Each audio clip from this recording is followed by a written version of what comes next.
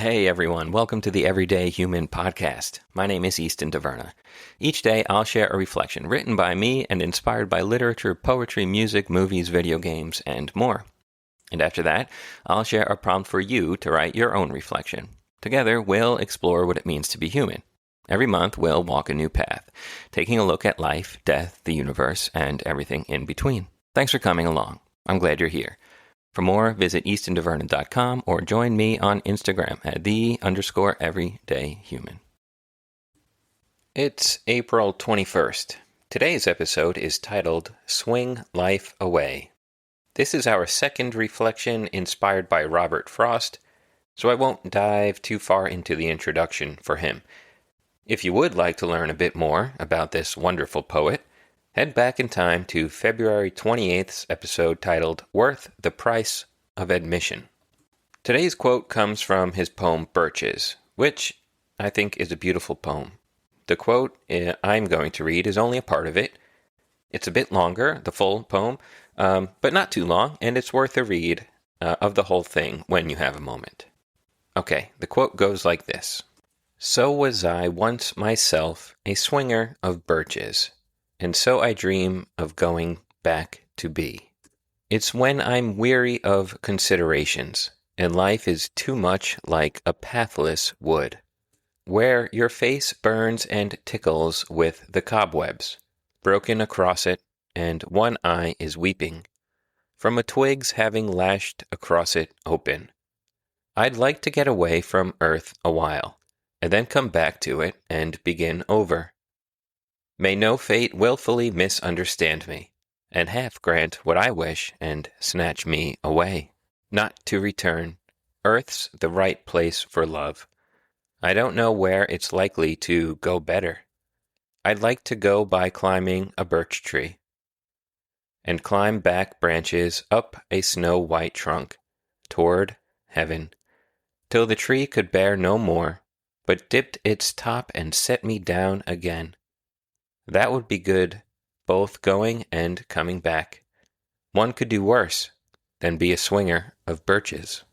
And here is my reflection. A long time ago, you'd get the news whenever you happened upon it, likely having to go into town and seek it out.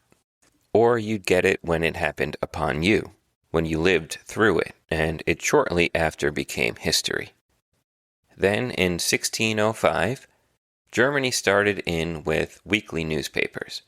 Then about 45 years later, the Daily News was born, also in Germany, and then soon took root elsewhere.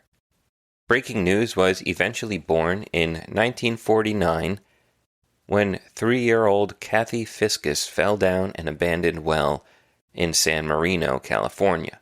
An LA station covered the event for 27.5 hours.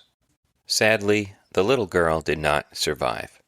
Fast forward to today, and we basically have the news injected into our eyes, thanks to the little supercomputers we all carry around in our pockets and sleep next to.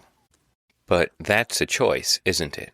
The choice of the social media developers to actively make these apps as addicting as possible. Nefarious, to say the least. And it's our choice to use the apps and open them about a gajillion times a day. I've recently deleted Instagram, Twitter, and Facebook, and I highly recommend it. And just as an aside, yes, this was last year when I wrote this, and it was a glorious year away from social media. I am back on Instagram for, getting the word out for the Everyday Human and some of the new books I have coming out this year. But if you don't have to be on those apps, take a break. It's pretty nice. Okay, back to the reflection. In modern times, it is the constant stream of news, of knowing every horrible event happening around the globe the moment it happens, coupled with the daily burdens of being overworked and underpaid, the stress of being responsible for the survival of others, all while battling anxiety, depression, and an ever-growing movement of oligarchs and extremism that can make one weary of considerations and make life feel like a pathless wood at times. Though there is something beautiful about a pathless wood. It's nature as she intended, until you stumble along a deer path anyway. There is opportunity in the ability to go in any direction. Sometimes, in following the paths laid out by others or even in carving one yourself, you may not like what you find at the end of it.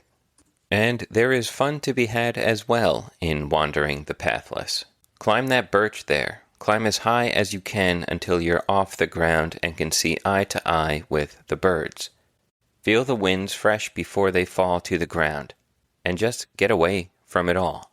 Before your weight becomes too much for the birch and it eventually lowers you down, like a tired parent taking their child from atop their shoulders. The people of earth can and will make you weary, but they will also fill your cup. After all, it is the right place for love. Where is it likely to go better? Yes, you could do worse than here and now. Being a swinger of Birches. And there ends today's reflection. It sure does feel like we are wandering a pathless wood at times. More often than not, lately, maybe. But we never know where we will come out of those woods and what will be waiting on the other side. I have to hold faith in humanity that we will emerge stronger and wiser and will do right for each other. Because what's the alternative? To believe the opposite? That it will only get worse? That this is the end? No, I don't think so. I can't believe that. And I wouldn't want to. But while we are in the pathless wood, while you are in your own maybe, if you open your eyes and look around, you'll be sure to find pockets of beauty here and there scattered about, maybe waiting to be unearthed, but they will be there, probably in places you weren't expecting. All right, and now ask yourself the following question and think about it while you're looking out the window or taking a walk or writing in your journal. Have I grown weary of considerations? Where can I find the fun in the pathless woods of life? And that is it for today, April 21st. I'll be back tomorrow, April 22nd, with another reflection. Have a good one, and take care.